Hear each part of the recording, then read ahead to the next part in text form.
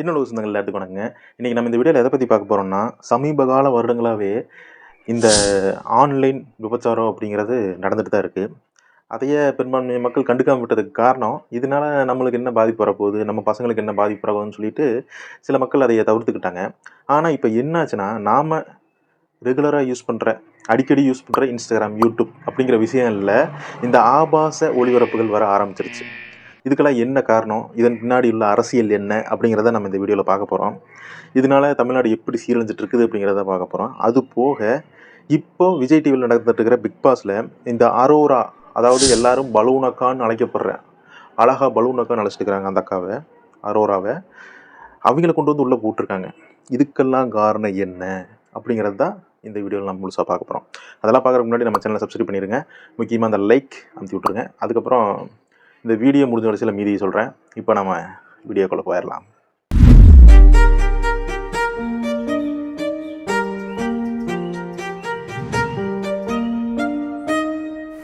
நான் இந்த வீடியோட ஆரம்பத்திலேயே சொன்ன மாதிரி, இந்த ஆன்லைன் விபச்சாரம் அப்படிங்கிறது கடந்த சில வருடங்களாக எப்படி நடந்துட்டுன்னு கேட்டிங்கன்னா, சில வெப்சைட்டுகள்லேயும் சில வலைதளங்கள்லேயும் போயிட்டு நம்ம கிளிக் பண்ணி பார்க்குற மாதிரி இருக்கும்.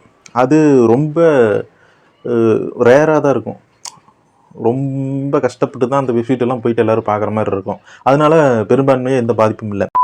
இப்போ என்னாச்சு அப்படின்னு கேட்டிங்கன்னா, தினமும் நம்ம பயன்படுத்தக்கூடிய செயலிகளில், ஆப்புகளில் இந்த ஆன்லைன் விபச்சாரங்கிறது வந்துடுச்சு. லைவ் ஸ்ட்ரீமாக பண்ணுறாங்க. வீடியோ எடுத்து போட்டுவிட்டாங்க கூட பரவாயில்லைன்னு பார்த்தா லைவ் ஸ்ட்ரீமாகவே பண்ணுறாங்க. அதுக்கு நீங்கள் இவ்வளோ பணம் கட்டி வாங்க, நாங்கள் உங்களுக்கு ஆபாசமாக எங்களோட உடம்புகளை காட்டுறோம் அப்படின்னு சொல்லிட்டு லைவ் ஸ்ட்ரீமில் நான் சொல்லக்கூடிய இந்தந்த நடிகைகள், நான் நிறைய இந்த தமிழ்வாணிங்கிற பேர் மட்டும்தான் ரிப்போர்ட் அடிச்சுங்காட்டி நான் என் மைண்டில் இருக்குது. இன்னும் நிறைய பேர் இந்த லிஸ்ட்டில் இருக்காங்க. அவங்களோட ஃபோட்டோஸையும் நான் ஒவ்வொன்றா லைனாக போடுறேன். இவங்க எல்லாமே லைவ் ஸ்ட்ரீமில் ஆன்லைன் விபச்சாரம் பண்ணிகிட்டு இருக்கிறாங்க. இளைஞர்களோட வாழ்க்கையை கெடுத்துட்டு இருக்காங்க, உடல் ரீதியாகவும் மன ரீதியாகவும். இதனால் என்னப்பா பாதிப்படைய போகுது? ஆரம்பத்தில் கண்டுக்காமல் இருந்ததுக்கு காரணம், இதனால் நம்மளுக்கோ நம்ம குடும்பத்துக்கோ நம்ம பசங்களுக்கோ எந்த பாதிப்பு இருக்க போகிறதில்லைன்னு சொல்லிட்டு நம்ம மக்கள் விட்டுட்டு இருந்தாங்க. ஆனால் இப்போது ரொம்ப முத்தி போச்சு. அப்படியே கொஞ்சம் கொஞ்சமாக ஆகி இப்போ நம்ம தினமும் பயன்படுத்தக்கூடிய செயலிகளில் வந்தாங்காட்டி இது ஈஸியாக ஆக்சஸ் பண்ணக்கூடிய கட்டாயத்துக்கு நம்ம பசங்கள் கொண்டு வந்துட்டாங்க. ஒரு ஸ்டோரி போடுற, ஈஸியாக லிங்கை கிளிக் பண்ணால் உள்ளே போய் பணம் கட்டினா வீடியோ பார்க்குற மாதிரி ஆகிப்போச்சு. இப்படி இருக்கும்போது ஈஸியாக அவங்கள மன ரீதியாகவும் உடல் ரீதியாகவும் இவங்களை பாதிக்க உண்டாக்குனா, இதனால் என்னப்போ பாதிப்பு வரப்போகுது, இதனால் என்ன கலாச்சார சீர்கேடுகள் வரப்போகுதுன்னு நீங்கள் கேட்கலாம்.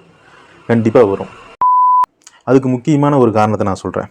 இந்த தமிழ்வாணி அப்படிங்கிறவங்க வீடியோ தான் இந்த 2 வாரமாக கொஞ்சம் வைரலாக போயிட்டு இருந்தது. காரணம் என்னன்னு கேட்டிங்கன்னா, மிஸ்டர் கேகே கதை கந்தசாமி அப்படிங்கிற யூடியூப் சேனலில் இந்த தமிழ்வாணிங்க அப்படிங்கிற பற்றின ஒரு வீடியோ போட்டிருந்தாங்க. அந்த வீடியோவில் இவங்களோட வண்டவாளத்தெல்லாம் எடுத்து புட்டு வச்சுருந்தா அப்படி. அதனால இந்த தமிழ்வாணிங்கிறவங்க என்ன பண்ணாங்கன்னா, ஆள் வச்சு அந்த சேனலுக்கு ரிப்போர்ட் அடித்து ஸ்ட்ரைக் கொடுத்து, காப்பிரைட் ஸ்ட்ரைக் கொடுத்து, என்னுடைய புகைப்படத்தை யூஸ் பண்ணியிருக்காங்கன்னு சொல்லிட்டு, என்னோடய வீடியோ யூஸ் பண்ணியிருக்காங்கன்னு சொல்லிட்டு அந்த வீடியோவை அடித்து தூக்கி விட்டாங்க. இன்னொன்று, ஒவ்வொருத்தையும் எவ்வளோ கஷ்டப்பட்டு அந்த சேனல் டெவலப் பண்ணி 1 லட்சம் சப்ஸ்கிரைபர் 2 லட்சம் சப்ஸ்கிரைபர் கொண்டு வருவான்ட்டு அவங்களுக்கு தான் தெரியும். ஆனால் இங்கே என்ன ஆகுதுன்னா, ஈஸியாக இவங்க காப்பி ஸ்ட்ரைக் கொடுத்து அந்த வீடியோ தூக்கிட்டாங்க. 3 ஸ்ட்ரைக் விழுந்துட்டா சேனலையே டெலிட் பண்ணி விட்டுருவானுங்க அந்த யூடியூப்காரனுங்க. யூடியூப் கைடன்ஸ்லேயே சொல்கிறானுங்க, நாங்கள் சேனல்காரனுக்கு சப்போர்ட் பண்ண மாட்டோம், காப்பிரைட் ஸ்ட்ரைக் எவன் கொடுக்குறானோ அவனுக்கு தான் சப்போர்ட் பண்ணுவோங்கிற மாதிரி சொல்கிறானுங்க. ஆனால் இதுக்கு சட்டங்களும் இருக்குது. இந்த மாதிரி ஆபாச பதிவுகள் போடுவீங்க மேலே நாம் கேஸ் கொடுக்கலாம். இதை எல்லாரும் தெரிஞ்சு வச்சுங்க.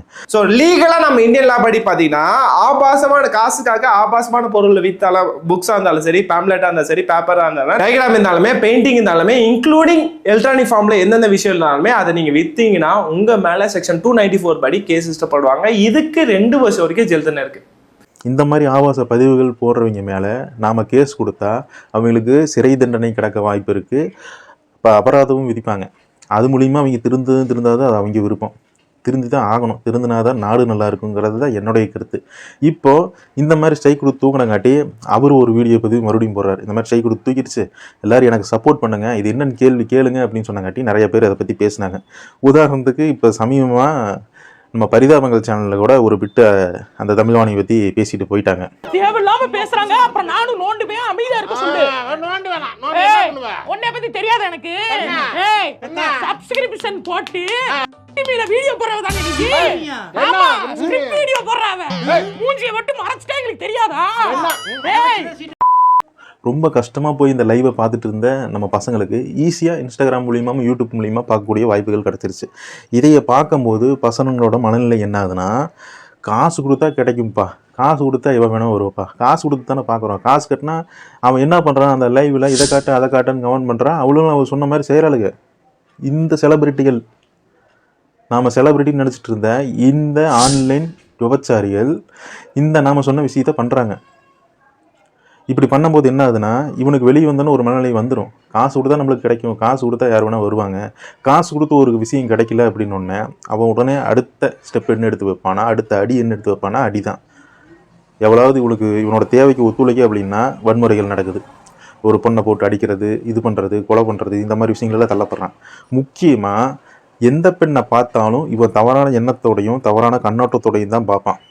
அப்படி பார்க்கும்போது தான் வயசு வித்தியாசம் பார்க்காம வயசான பாட்டியலிருந்து சின்ன குழந்தைகள் வரைக்கும் பாலியல் வன்கொடுமைங்கிறது நடக்குது. இதுக்கெல்லாம் முக்கிய காரணம் இந்த மாதிரி சமாச்சாரம் தான், இந்த மாதிரி ஆன்லைன் விபச்சாரம் தான். இவங்க என்னப்பா ஆதாரனுக்கு நீ சும்மா விபச்சாரம் சொல்கிறேன், இவங்க பண்ணுறதெல்லாம் நீ ஒன்றுமே போடவே இல்லை அப்படின்னா, நான் அந்த வீடியோக்கெல்லாம் போட்டேன்னா இது ஒரு பிட்டுப்பட வீடியோ மாதிரி ஆயிரும். வெளிநாட்டில் உள்ள பல கலாச்சாரங்கள் இங்கே துணிக்கிறதுக்கு நிறைய பேர் முயற்சி பண்ணாங்க, வெஸ்டர்ன் கல்ச்சர்ஸு. அதை வட மாநிலங்களில் பெரும்பான்மையாக திணிச்சுட்டு தான் இருக்கானுங்க, திணிச்சு முடிச்சுட்டானுங்க. முக்கியமாக நம்ம தென் மாநிலங்களில் திணிக்க முயற்சி பண்ணிகிட்டு இருக்கானுங்க. ஓரளவுக்கு நல்லாவே திணிச்சு வச்சுட்டானுங்க அவங்க வெஸ்டர்ன் கல்ச்சர்ஸை. நம்ம கலாச்சாரத்தை அழிக்கணும், என்னென்னா அப்போ தான் அடையாளமே இல்லாமல் போகும், எல்லாத்தையும் ஈஸியாக ஆக்சஸ் பண்ண முடியும் அப்படிங்கிற ஒரு அரசியல் கட்டுப்பாட்டுக்குள்ளே வரானுங்க. அப்படி இருக்கும்போது அதற்கு நாம் இடமே கொடுக்கக்கூடாது. நம்ம கலாச்சாரத்தையும் நம்ம பண்பாட்டையும் காப்பாற்ற வேண்டியது நம்மளோட பொறுப்பு அப்படிங்கிறது எல்லாரும் மனசுலையும் வச்சுக்கணும். இந்த மாதிரி விஷயங்களுக்கு யாருமே சப்போர்ட் கூடாதுங்கிறது தான் என்னோட கருத்து. முக்கியமாக இதை நான் உங்கள்கிட்ட சொல்லியே ஆகணும். வாட்டர்மெலன் ஸ்டார்னு ஒருத்தனை பிக் பாஸுக்கு கூப்பிட்ருக்காங்க. அவனை பற்றி நான் ஏற்கனவே இன்ஸ்டாகிராமில் பதிவு போட்டிருக்கேன். என் மன வருத்தத்தை சும்மா ஒரு வீடியோ மாதிரி போட்டு தெரிவிச்சிருக்கேன். ஆனால் இவன் நம்மளை இரிட்டேட் பண்ணுறான், நம்மளை ரொம்ப எரிச்சல் பண்ணுறான், நம்ம சிவாஜி ஐயாவை பற்றி தப்பாக பேசுகிறான், சூர்யானனை பற்றி தப்பாக பேசுகிறான், விஜயனனை பற்றி தப்பாக பேசுகிறான்னு சொல்லிட்டு ரிப்போர்ட் அடித்து தூக்க தெரிஞ்ச உங்களுக்கு இவ்வளவுனால இந்த ஆன்லைன் விபச்சாரியினால் நம்மளுடைய பெண் குழந்தைகளும் சரி பசங்களும் சரி பாதிக்கப்பட்டுட்டு இருக்காங்க. அவங்களுக்காக இவங்களை ஏன் ரிப்போர்ட் அடித்து தூக்கணும்னு எவனுக்குமே தோணலை. அவ்வளவு பேர் சப்ஸ்கிரைப் பண்ணி அவங்கள ஒரு ஃபோட்டோவுக்கு போயிட்டு மாதம் 40 லட்சம் 50 லட்சம் அவங்களுக்கு கொடுத்து பார்த்துட்டு இருக்கிறானுங்க, அவங்க போடக்கூடிய ஃபோட்டோக்களையும் வீடியோக்களையும். இதை நான் எங்கே போய் சொல்கிறது? இதெல்லாம் திருந்தணும். ஒருத்தன் எரிச்சல் விட்றாங்கிறதுக்காக ரிப்போர்ட் அடித்து தூக்க தெரிஞ்ச உங்களால் பல பேர்த்தோட வாழ்க்கையை சீரழிச்சிட்டு இருக்கிறாங்க இந்த மாதிரி பெண்கள். இவங்களோட ஐடியை ஏன் ரிப்போர்ட் அடித்து தூக்கக்கூடாது? இப்போ யூடியூப்பு இன்ஸ்டாகிராம் தான் அப்படியே வெளிப்படையாக காட்டுது அப்படின்னா, இந்த விஜய் டிவிக்காரங்க பிக் பாஸ் மூலிமா நாசூக்கா பலூனக்கா உள்ள வைக்கிறாங்களாம். நீங்கள் என்ன பண்ணுறீங்கன்னா, நாசூக்கா ஒரு யூசி வச்சு அந்த பலூனை குத்தி விட்டிங்கன்னா பட்டாருன்னு வெடிச்சிடும். வெளியே வரும்போது அந்த ஐடியே இருக்கக்கூடாது, ரிப்போர்ட் அடிச்சு தூக்கி விடுறீங்க. பலூனக்கா வெளியே வரும்போது அந்த ஐடியவே இருக்கக்கூடாது. அந்த மாதிரி ரிப்போர்ட் அடிச்சு தூக்கி விட்டாதான் இனிமேல் இந்த மாதிரி பதிவுகள் போடக்கூடாதுங்கிற எண்ணமே அவங்களுக்கு வரும். இந்த மாதிரி எண்ணங்கள் கொண்டு செயல்பட்டு இருக்கிறவங்களுக்கே வரும். இந்த மிஸ்டர் கேகே பேசக்கூடியதுக்கு முக்கியமான காரணமே இந்த தமிழ்வாணி அப்படிங்கிற இந்த பெண்ணை ஒரு ஸ்கூல் ஃபங்க்ஷனுக்கு கூப்பிட்டுருக்காங்க சிறப்பு விருந்தினராக. இது என்ன சாதிச்சுன்னு சொல்லி கூப்பிட்டாங்கன்னு தெரியல. 1 லட்சம் 2 லட்சம் ஃபாலோவர்ஸ் வச்சிருக்காட்டி சிறப்பு விருந்தினராக கூப்பிட்டுருக்காங்க. அது போய் என்ன சொல்லுது, வெரி இம்பார்ட்டன்ட். அதை விட ஸ்கில் ரொம்ப முக்கியம். Skill is better then education சொல்லுவாங்க. உங்க திறமையை நல்லா அதில் உணர்ச்சி வசப்பட்ட ஏதாவது ஒரு சிறுவன் அப்படி என்னப்பா அக்காவுக்கு ஸ்கில்ஸ் இருக்குது அப்படின்னு சொல்லிட்டு இன்ஸ்டாகிராம் போயிட்டு வெப்சைட்டை லிக் பண்ணி காசு கட்டி அந்த ஸ்கில்லை பார்த்தானா அப்புறம் சமுதாய சீர்கேடு ஆகாமல் என்ன ஆகும்? என் கேள்வி அதுதான். அப்பேற்பட்ட ஸ்கில்ஸ் தேவையா அப்படிங்கிறத நீங்கள் தான் முடிவு பண்ணணும்.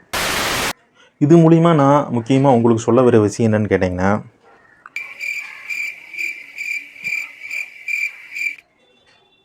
ஒன்றுமே இல்லை. இது வரைக்கும் சொன்னதே போதும். நீங்கள் என்ன பண்ணுறீங்கன்னா, சப்ஸ்கிரைப் பண்ணிட்டீங்கன்னா லைக் பண்ணி விட்ருங்க வீடியோ பிடிச்சிருந்ததுன்னா. அதுபோக நான் சொன்ன கருத்துக்களுக்கு ஆதரவோ இதரோ கருத்துக்கள் இருந்ததுன்னா பதிவிடுங்க, பார்ப்போம். முக்கியமாக இந்த வீடியோ எல்லாருக்கும் தேவை, எல்லோரும் பார்த்தே ஆகணும்னு நினச்சிங்கன்னா ஷேர் பண்ணி விடுங்க. எல்லோரும் பார்க்கட்டும், ரிப்போர்ட் அடிச்சுட்டு தூக்கி விட்டோம் அந்த ஐடியிலெல்லாம். என்னடா இவன் மேலே உங்களுக்கு எவ்வளோ காட்டுன்னு இருக்கா? காண்டு இருக்கும்ல, ஆம்பளம் மாமா. நன்றி, வணக்கம்.